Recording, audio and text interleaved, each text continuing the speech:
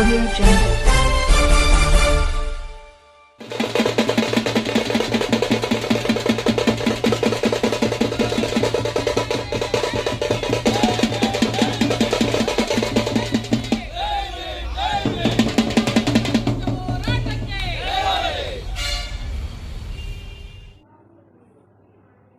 ಮಾಲೂರಿಗೆ ಬರುವ ಮಂತ್ರಿಗಳಿಗೆ ಘೇರಾವ್ ಕರ್ನಾಟಕ ದಲಿತ ಸಂಘರ್ಷ ಸಮಿತಿಯ ಸಂಚಾಲಕ ಎಸ್.ಎಂ. ವೆಂಕಟೇಶ್. ಕರ್ನಾಟಕ ದಲಿತ ಸಂಘರ್ಷ ಸಮಿತಿ ಪ್ರೊಫೆಸರ್ ಬಿ. ಕೃಷ್ಣಪ್ಪ ಸ್ಥಾಪಿತ ಮಾಲೂರು ತಾಲೂಕು ಶಾಖೆಯ ವತಿಯಿಂದ ಅನಿರ್ದಿಷ್ಟಾವಧಿ ಧರಣಿ, ದಲಿತ ವಿರೋಧಿ, ಕೋಲಾರ ಜಿಲ್ಲಾಡಳಿತ ಹಾಗೂ ಮಾಲೂರು ತಾಲೂಕು ಆಡಳಿತದ ವಿರುದ್ಧ ಅನಿರ್ದಿಷ್ಟಾವಧಿ ಪ್ರತಿಭಟನಾ ಧರಣಿಯನ್ನು ದಲಿತ ಸಂಘರ್ಷ ಸಮಿತಿ ಮುಖಂಡರು ಶುಕ್ರವಾರದಂದು ಮಾಲೂರು ಪಟ್ಟಣದ ಉದ್ಯಾನವನದ ಬಾಬಾ ಸಾಹೇಬ್ ಅಂಬೇಡ್ಕರ್ ಅವರಿಗೆ ಮಾಲಾರ್ಪಣೆ ಮಾಡಿ ರಸ್ತೆ ತಡೆದು ಧಿಕ್ಕಾರಗಳನ್ನು ಕೂಗುತ್ತಾ ಮಾಲೂರು ತಾಲೂಕು ಕಚೇರಿಯ ಮುಂಭಾಗ ಪ್ರತಿಭಟನೆಯನ್ನ ನಡೆಸಿದ್ರು. ಪ್ರತಿಭಟನಾಕಾರರನ್ನು ಉದ್ದೇಶಿಸಿ ತಾಲೂಕು ಸಂಚಾಲಕ ಎಸ್.ಎಂ. ವೆಂಕಟೇಶ್ ಮಾತನಾಡಿ, ನಮ್ಮನಾಳುವ ರಾಜಕಾರಣಿಗಳು ಹಾಗೂ ತಾಲೂಕು ಕಂದಾಯ ಇಲಾಖೆಯ ಅಧಿಕಾರಿಗಳು ಪರಿಶಿಷ್ಟ ಜಾತಿ, ಪರಿಶಿಷ್ಟ ಪಂಗಡ ಹಾಗೂ ಹಿಂದುಳಿದ ವರ್ಗದವರ ಪರವಾಗಿ, ಬಡವರ ಪರವಾಗಿ ತಾಲೂಕು ಕಚೇರಿಯಲ್ಲಿ ಯಾವುದೇ ಕೆಲಸಗಳನ್ನು ಮಾಡ್ತಾ ಇಲ್ಲ. ಎಲ್ಲ ಕೆಲಸಗಳು ಭೂ ಮಾಫಿಯಾಗಳ ಪರ ಹಾಗೂ ಬಲಾಢ್ಯರ ಪರ ಕೆಲಸ ಮಾಡುವ ನಿಟ್ಟಿನಲ್ಲಿ ಮಾಲೂರು ತಾಲೂಕು ಕಚೇರಿ ಕೆಲಸ ಮಾಡ್ತಾ ಇದೆ.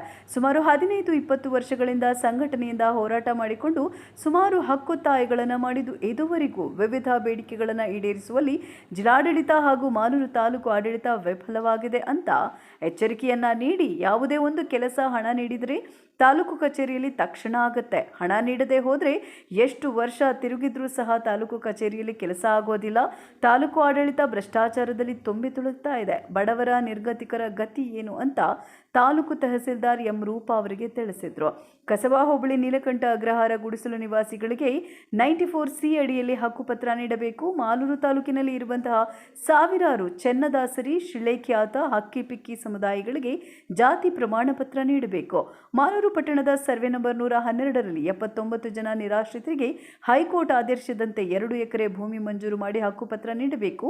ಇನ್ನು ಹಲವಾರು ಸಮಸ್ಯೆ ಮತ್ತು ಬೇಡಿಕೆಗಳನ್ನು ಬಗೆಹರಿಸುವಂತೆ ತಾಲೂಕು ದಂಡಾಧಿಕಾರಿಗಳ ಕಚೇರಿಯ ಮುಂಭಾಗದಲ್ಲಿ ಹೋರಾಟದ ಹಾಡುಗಳ ಮುಖೇನ ಪ್ರತಿಭಟನೆಯನ್ನು ನಡೆಸಿ ದಂಡಾಧಿಕಾರಿಗಳಾದ ಶ್ರೀಮತಿ ರೂಪಾ ಎಂವಿ ಅವರಿಗೆ ಜಿಲ್ಲಾಧಿಕಾರಿಗಳಿಗೆ ಮನವಿ ಪತ್ರ ನೀಡಿ ಕೆಲವೇ ದಿನಗಳಲ್ಲಿ ಸಂಘಟನೆಯ ಹಕ್ಕೊತ್ತಾಯಗಳನ್ನು ತಾಲೂಕು ಆಡಳಿತ ಈಡೇರಿಸದೆ ಹೋದರೆ ಮುಂದಿನ ದಿನಗಳಲ್ಲಿ ಮಾಲೂರು ತಾಲೂಕಿಗೆ ವಿವಿಧ ಅಭಿವೃದ್ಧಿ ಕೆಲಸದ ನಿಮಿತ್ತ ಬರುವ ಮಂತ್ರಿಗಳಿಗೆ ಧಿಕ್ಕಾರ ಕೂಗುವ ಮುಖಾಂತರ ಘೆರಾವ್ ಮಾಡಲಾಗುತ್ತೆ ಅಂತ ಸಂಘಟನೆ ವತಿಯಿಂದ ಎಚ್ಚರಿಕೆಯನ್ನ ನೀಡಿ ಪ್ರತಿಭಟನೆಯನ್ನ ಕೈಬಿಡಲಾಯಿತು. ಇನ್ನು ಈ ಸಂದರ್ಭದಲ್ಲಿ ಗುಂಡ್ಲಪಾಳ್ಯ ವೆಂಕಟರಾಮ್, ಡಿಎನ್ ನಾರಾಯಣಸ್ವಾಮಿ, ತಾಲೂಕು ಸಂಘಟನಾ ಸಂಚಾಲಕರು ಬಂಡಹಟ್ಟಿ ನಾರಾಯಣಸ್ವಾಮಿ, ಮಾಲೂರು ಅಮರೇಶ್, ಊಸರಹಳ್ಳಿ ಗೋಪಿ, ಮುರುಳಿ, ತಿರುಮಲೇಶ್, ಎಎಸ್ ನಾರಾಯಣಸ್ವಾಮಿ, ಮಾಸ್ತಿ ವೆಂಕಟೇಶಪ್ಪ, ಮೇಲನೂರು ವೆಂಕಟೇಶ್, ಚಲಪತಿ, ಉಳ್ಳೇರಹಳ್ಳಿ ಮುನಿರಾಜು ಇನ್ನಿತರರು ಹಾಜರಿದ್ದರು. ಅದನ್ನು ಸರ್ವೆ ಮಾಡ್ತಿದೀವಿ, ಇದುವರೆಗೂ ಸಹ ಅಕ್ರಮ ಒತ್ತುವರಿಯನ್ನ ತೆರವುಗೊಳಿಸಿ ಅಂತ ಹೇಳಿದ್ರೆ ತಾಲೂಕು ಆಡಳಿತ ನಿಷ್ಕ್ರಿಯ ಆಗಿದೆ. ಇವತ್ತು ಚೆನ್ನದಾಸರಾಗಿರ್ಬೋದು, ಅಕ್ಕಿಪಿಕ್ಕಿ ಆಗಿರ್ಬೋದು, ಶಿಳ್ಳೆಖ್ಯಾತ ಜನಾಂಗ ಮಾಲೂರು ತಾಲೂಕಿನಲ್ಲಿ ಅಲ್ಲಲ್ಲಿ ಕಾಣಿಸ್ಕೊಂಡಿದೆ. ಅವರಿಗೆ ಅವರ ಮಕ್ಕಳಿಗೆ ವಿದ್ಯಾಭ್ಯಾಸಕ್ಕಾಗಿ ಕ್ಯಾಸ್ಟ್ ಸರ್ಟಿಫಿಕೇಟ್ ಕೊಡಿ ಅಥವಾ ಆದಾಯ ಪ್ರಮಾಣ ಪತ್ರ ಕೊಡಿ ಅಂತ ಹೇಳಿದ್ರೆ ತಾಲೂಕು ಆಡಳಿತಕ್ಕೆ ಸಾಧ್ಯ ಆಗ್ತಾ ಇಲ್ಲ. ಅವರು ಏನಿದ್ರು ಸಹ ಬಡವರ ಪರವಾಗಿ ಕೆಲಸ ಮಾಡ್ಲಿಕ್ಕೆ ಇಲ್ಲಿ ತಾಲೂಕು ಆಡಳಿತ ಇಲ್ಲ. ಶ್ರೀಮಂತರ ಪರವಾಗಿ ಎಲ್ಲೆಲ್ಲಿ ಸರ್ಕಾರಿ ಜಮೀನು ಇದೆಯೋ ಈ ತಾಲೂಕಿನ ಆಡಳಿತ ಗುರುತಿಸೋದು, ಅದನ್ನ ಖಾಸಗಿಯವರಿಗೆ ಪರಭಾರಿ ಮಾಡ್ತಕ್ಕಂಥ ಕೆಲಸವನ್ನು ಮಾತ್ರ ತಾಲೂಕು ಆಡಳಿತ ಮಾಡ್ತಾ ಇದೆ. ಬಡವರ ಪರ ಕೆಲಸ ಯಾವುದು ಮಾಡ್ತಾನೆ ಇಲ್ಲ, ದಲಿತರ ಪರವಾಗಿ ಯಾವುದೇ ರೀತಿ ಕೆಲಸ ಮಾಡ್ತಾ ಇಲ್ಲ. ಅಲ್ಲ ಸ್ವಾಮಿ, ಸುಮಾರು 7 ವರ್ಷ ಆಗಿದೆ ದಲಿತ ದೌರ್ಜನ್ಯ ಸಭೆಯನ್ನ ಕರೆದು ನೀವು ದಲಿತರ ಬಗ್ಗೆ ಕಾಳಜಿ ಇರ್ತಕ್ಕಂಥದ್ದು ಇದೆಯಾ ನಿಮ್ಗೆ? ಈ ತಾಲೂಕು ದಂಡಾಧಿಕಾರಿಗಳ ಅಧ್ಯಕ್ಷತೆಯಲ್ಲಿ ಮಾನ್ಯ ಶಾಸಕರ ಉಪಸ್ಥಿತಿಯಲ್ಲಿ ನೀವು ಸಭೆಯನ್ನ ಕರೆದು ದಲಿತರ ಕುಂದುಕೊರತೆಗಳನ್ನ ನೀವು ವಿಚಾರಣೆ ಮಾಡಬೇಕಾಗಿತ್ತು, ದಲಿತರ ಸಮಸ್ಯೆಗಳ ಬಗ್ಗೆ ನೀವು ವಿಚಾರಣೆ ಮಾಡಬೇಕಾಗಿತ್ತು. ಇದ್ಯಾವುದು ಸಹ ನೀವು ಮಾಡ್ತಾ ಇಲ್ಲ. ನಿಜವಾಗ್ಲೂ ನಿಮ್ಗೂ ಕಾಳಜಿ ಇದ್ರೆ, ದಲಿತರ ಪರವಾಗಿ ಕಾಳಜಿ ಇದ್ರೆ, ದಲಿತರ ಬಗ್ಗೆ ಕಾಳಜಿ ಇದ್ರೆ ಹೇಳ್ತಾ ಇರ್ತೀರಾ ನೀವು, ನಾವು ದಲಿತರ ಪರವಾಗಿದ್ದೀವಿ, ದಲಿತರಿಂದ ನಾವು ಗೆದ್ದಿದ್ದೀವಿ ಅಂತ ಹೇಳ್ತಾ ಇದ್ದೀರಲ್ಲ. ನೀವು 7 ವರ್ಷಗಳಲ್ಲಿ ಒಂದೇ ಒಂದು ದಲಿತ ದೌರ್ಜನ್ಯ ಸಭೆಯನ್ನ ಕರೆದಿದ್ದೀರಾ ಸ್ವಾಮಿ? ನೀವು ಹೇಗೆ ದಲಿತರ ಪರವಾಗಿದ್ದೀರಿ? ನೀವು ದಲಿತರ ಪರವಾಗಿಲ್ಲ, ನೀವು ಧನಿಕರ ಪರವಾಗಿದ್ದೀರಾ, ಶ್ರೀಮಂತರ ಪರವಾಗಿದ್ದೀರಾ. ನಿಮಗೆ ನಮ್ಮ ಧಿಕ್ಕಾರ ಇದೆ. ಈಗ ಈ ಎಲ್ಲಾ ಘಟನೆಗಳನ್ನ ಈಗಿಂದ ಪ್ರಾರಂಭ ಮಾಡ್ತೀವಿ. ನಮ್ಮ ಹಳ್ಳಿಗಳನ್ನು ಪ್ರಚಾರ ಮಾಡ್ತೇವೆ. ಖಂಡಿತವಾಗ್ಲೂ ಮುಂದಿನ ದಿನಗಳಲ್ಲಿ ತಾಲೂಕು ಆಡಳಿತಕ್ಕೆ ಒಂದು ಸರಿಯಾದ ರೀತಿಯಾಗಿರ್ತಕ್ಕಂಥ ಪಾಠವನ್ನ ಕಲಿಸಲಿಕ್ಕೆ ಜನಸಂಘ ಸಮಿತಿ ಸಿದ್ಧ ಇದೆ. ಕಾನೂನಂತೆ ಕಾನೂನು,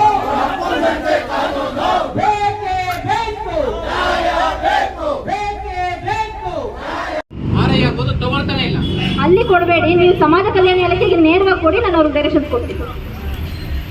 ನೇರವಾಗಿ ಯಾರು ಎಲಿಜಿಬಲ್ ಇದ್ದಾರೋ ಅವ್ರಿಗೆ ಕೊಡಿ, ಪರಿಶೀಲನೆ ಮಾಡಿಕೊಡಿ ಅಂತ ನಾನು ಅವ್ರಿಗೆ ಡೈರೆಕ್ಷನ್ ಕೊಡ್ತೀನಿ. ಮೇಡಮ್, ಈಗ ಕಾಂತಮ್ಮ ಕೃಷ್ಣಪ್ಪನವ್ರು ಮಂಜೂರಾಗಿರ್ತಕ್ಕಂಥ ಜಮೀನು ಯಾಕೆ ನೀವು ಇದುವರೆಗೂ ತಡ ಅದು ಮಾಡಿ? ವಿಚಾರ ಇವಾಗ ಏನಿದೆ ಅದನ್ನ ತಗೋತೀನಿ, ಗಮನಕ್ಕೆ ಬಂದಿದೆ ತಗೋತೀನಿ. ಅದನ್ನ ವಿಚಾರ ನನಗೆ ಏನು ಆದೇಶಗಳಾಗಿದೆ ಗೊತ್ತಿಲ್ಲ, ಅದನ್ನ ವೆರಿಫಿಕೇಶನ್ಗೆ ಹಾಕಿದ್ದೀವಿ, ಅದನ್ನ ನೋಡಿ ಚೆಕ್ ಮಾಡಿ ತಗೋತೀವಿ. ಅದ್ರಲ್ಲಿ ಮುಲಾಜಿಲ್ಲ. ಇನ್ನು ರಾಜಕಾಲಕ್ಕೆ ಸಂಬಂಧಪಟ್ಟಂಗೆ ಹೈಕೋರ್ಟ್ ಆದೇಶಕ್ಕೆ ನೋಟಿಸ್ ಇಶ್ಯೂ ಮಾಡಕ್ಕೆ ಹೇಳಿದ್ದೀನಿ, ಅದರಿಂದ ಡಾಕ್ಯುಮೆಂಟ್ ಕಾಲ್ ಫಾರ್ ಮಾಡ್ಕೊಂಡು ಡಿಸಿಷನ್ ತಗೋತೀವಿ. ಸರ್ವೆ ಆಗಿದೆ ಮೇಡಮ್, ಇಷ್ಟೆಲ್ಲ ನಮ್ಮದು ಅಲ್ಲ, ಹಿಂದೆ ಆಗಿದೆ ಅಂತ ಹೇಳಿದ್ರೆ ನಾವು ಪುನಃ ಪರಿಶೀಲನೆ ಮಾಡ್ಕೊತೀವಿ. ಅಶೋಕ್ ಅವರೇ ಮಾಡಿದ್ರು, ನೀವು ಬಂದ್ಮೇಲೆ ಮಾಡಿರೋದು, ನೀವು ಕಟ್ಕೊಟ್ಮೇಲೆ ಮತ್ತೆ ಆಗಿರೋ ಕೆಲಸ ಆಗಿದೆ ಅಂತ ಹೇಳ್ಬೇಕು, ಕೊಡ್ಬೇಕಲ್ವಾ ಮೇಡಮ್? ಆಗಿಲ್ಲ ಅಂತ ಹೇಳ್ಬೇಕು.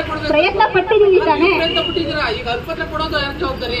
ಅದು ಮುಂದಿನ ಹಂತ. ಅದಕ್ಕೋಸ್ಕರನೇ AC ಕಳಿಸ್ಕೊಟ್ಟಿದ್ದೀವಿ. ಎಷ್ಟು ದಿನ ಬೇಕು? ಬಾಕಿ ನಮ್ಮಲ್ಲೇ ಇದ್ದಿದ್ರೆ ನಾನು ಮಾಡ್ತಾ ಇದ್ದೆ. ಬಾಕಿ ನಮ್ಮಲ್ಲಿ ಉಳ್ಕೊಂಡಿದ್ರೆ ಎಂಡಾಸ್ಮೆಂಟ್ ಕೊಟ್ಬಿಟ್ಟಿದ್ದಾರೆ DC ಅವ್ರಿಗೆ, ಏನು ಬಾಕಿ ಇಲ್ಲ ಅಂತ ಸಿಂಬಲ್ಗೆ ಕೊಟ್ಬಿಟ್ಟಿದ್ದಾರೆ.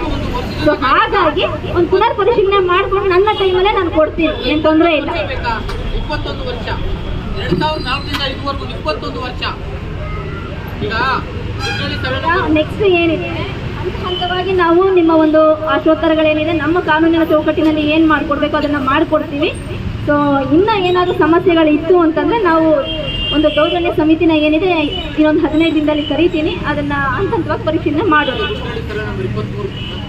ಅದಕ್ಕೆ ಸಂಬಂಧಪಟ್ಟ ಹಾಗೆ ಏನು ಓವರಾಲ್ ಸರ್ವೆ ನಂಬರಲ್ಲಿ ಯಾವುದು ಇಲ್ಲಿಗಲ್ಸ್ RTCಗಳು ಓಡ್ತಾ ಇದೆ ಅದನ್ನು ಸರ್ವೆ ಮಾಡೋದಕ್ಕೆ ಹೇಳಿದ್ದೀವಿ. ಅವೈಲಬಲ್ ಆಫ್ ಲ್ಯಾಂಡ್ ನೋಡಿಕೊಂಡು ನಾವು ಡಿಸಿಷನ್ ತಗೋತೀವಿ. ಅದನ್ನು ನಮ್ಮ ಹಂತದಲ್ಲಿ ಕಾನೂನಲ್ಲಿ ಏನು ಮಾಡಬೇಕು ಅದನ್ನು ಜಿಲ್ಲಾಧಿಕಾರಿಗಳ ಜೊತೆ ಚರ್ಚೆ ಮಾಡಿ ನಾನು ಮಾಡ್ತೀನಿ. ಯಾಕಂದರೆ ನಮ್ಮಲ್ಲಿ ಯಾವ ಅಗ್ರಹಾರದಲ್ಲಿ 4 ಗಂಟೆ ಓವರ್ ಹೆಡ್ ಟ್ಯಾಂಕ್ ಅಂತ ಏನು ಹೇಳಿದರೆ ಅದನ್ನು ಸ್ಕೆಚ್ ರೆಡಿ ಮಾಡ್ತಿದ್ದೀವಿ. ಅದನ್ನು JJMಗೆ ಪಂಚಾಯತಿಗೆ ಹ್ಯಾಂಡ್ ಓವರ್ ಮಾಡುವಂಥ ಕೆಲಸ ಆಗಿದೆ, ಸ್ಕೆಚ್ ಆಗಿದೆ. TC ಅವ್ರಿಗೆ ಪ್ರಪೋಸಲ್ ಹೋಗೋದಕ್ಕೆ ಬಾಕಿ ಇದೆ. ಅದನ್ನು ಇನ್ನು ಒಂದು 10 ದಿನಗಳಲ್ಲಿ ಅದು ಈಡೇರುತ್ತೆ. ಇನ್ನು ಉಳಿದಂಥ ಏನು ಗುಡಿಸಲು ನಿವಾಸಿಗಳಿಗೆ ನಾವು ಸ್ಥಳ ಪರಿಶೀಲನೆ ಮಾಡಿದ್ದೀವಿ, ಅದಕ್ಕೆ ನೀವು ಅರ್ಜಿಗಳನ್ನ ಸಲ್ಲಿಸಿದ್ದೀರಾ. ಅದಕ್ಕೆ ಸಂಬಂಧಪಟ್ಟಂತೆ ಈಗ AC ಅವ್ರಿಗೆ ನಿರ್ದೇಶನ ಕೋರಿದ್ದೀವಿ. ಅಲ್ಲಿಂದ ರಿಮೈನ್ ಬ್ಯಾಕ್ ಬಂದಿದ ತಕ್ಷಣವೇ ಅಳತೆಗಳನ್ನು ಮಾಡಿ ಅವ್ರು ಏನೇನು ಅನುಭವದಲ್ಲಿದ್ದಾರೆ ಅದ್ರ ಪ್ರಕಾರ ಅದ್ರ ಸ್ಕೆಚ್ಗಳು ಅವೈಲಬಲ್ ನಮ್ಮಲ್ಲಿ ಅವೈಲಬಲ್ ಇಲ್ಲಿರೋದ್ರಿಂದ ಪುನರ್ ಪರಿಶೀಲನೆ ಮಾಡಿ ನಾವು ವಿತರಣೆ ಮಾಡ್ತೀವಿ. ಇನ್ನು 3ನೇ ವಿಚಾರವಾಗಿ ಚನ್ನದಾಸರಿ ಶಿಲೆಕಾಜ ಅರ್ಜಿಗೆ ಲಾಸ್ಟ್ ಟೈಮು ಹೇಳಿದ್ರಿ, ನಾನು ನಿಮಗೆ ಡೈರೆಕ್ಷನ್ಸ್ ಕೊಟ್ಟಿದ್ವಿ. ಇಂಡಿವಿಜುವಲ್ ಆಗಿ ಯಾರ್ಯಾರು ಅರ್ಜಿದಾರರಿದ್ದಾರೆ ಅವರ ಒಂದು ದಾಖಲೆಗಳನ್ನ ನಮಗೆ ಕೊಟ್ಟರೆ ನಾವು ಏನು ತಾಲೂಕು ಜಾತಿ ಪರಿಶೀಲನಾ ಸಮಿತಿನಲ್ಲಿ ಏನಿರ್ತೀವಿ ನಾವು ಒಂದು ಸರ್ವೆ ಮಾಡಿ ಅದನ್ನು ಜಿಲ್ಲಾಧಿಕಾರಿಗಳ ಜಾತಿ ಪರಿಶೀಲನಾ ಸಮಿತಿನಲ್ಲಿ ಕೊಡಬೇಕಾಗುತ್ತೆ. ಯಾಕೆಂದರೆ ಈ ಹಿಂದೆ ಈ ಜನಾಂಗಗಳು ಇಲ್ಲಿ ವಾಸ ಇಲ್ಲ ಅನ್ನೋದನ್ನ ಒಂದು ದೃಢೀಕರಣ ಮಾಡಿಬಿಟ್ಟಿದ್ದಾರೆ. ಸೊ ಈಗ ಇದು ಬೇರೆ ಬೇರೆ ಡೆವಲಪಿಂಗ್ ಏರಿಯಾ ಆಗಿರೋದ್ರಿಂದ ಬೇರೆ ಕಡೆಯಿಂದ ವಲಸೆ ಬರುವಂಥವ್ರು ಇದ್ದಾರೆ. ಸೊ ಸುಮಾರು ವರ್ಷ ಇಲ್ಲೇ ಇದ್ರೂ ಸಹ ಅವ್ರ ಹತ್ರ ಡಾಕ್ಯುಮೆಂಟ್ ಅವೈಲಬಲ್ ಆಗಿರೋ ಪ್ರಕರಣಗಳಿರುತ್ತೆ. ಹಾಗಾಗಿ ನಾವು ನೇರವಾಗಿ ಡಿಸಿಷನ್ ತೊಗೊಳಕ್ಕೆ ಸಾಧ್ಯ ಆಗಲ್ಲ. ಮತ್ತು ಇದನ್ನು ಕೊಟ್ಟಿದ್ದನ್ನು ಕೆಲವರೆಲ್ಲ ತಪ್ಪಾಗಿ ಕೊಟ್ಟಿದ್ದೀರಾ ಅಂತಲೂ ಇನ್ನೊಂದು ಟೀಮು ನಮ್ಮಲ್ಲಿ ಬಂದು ಮನವಿ ಮಾಡ್ತಾ ಇದ್ದಾರೆ.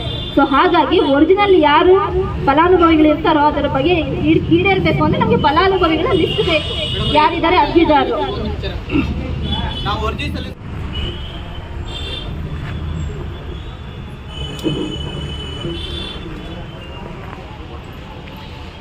ಎಲ್ಲರಿಗೂ ನಮಸ್ಕಾರ.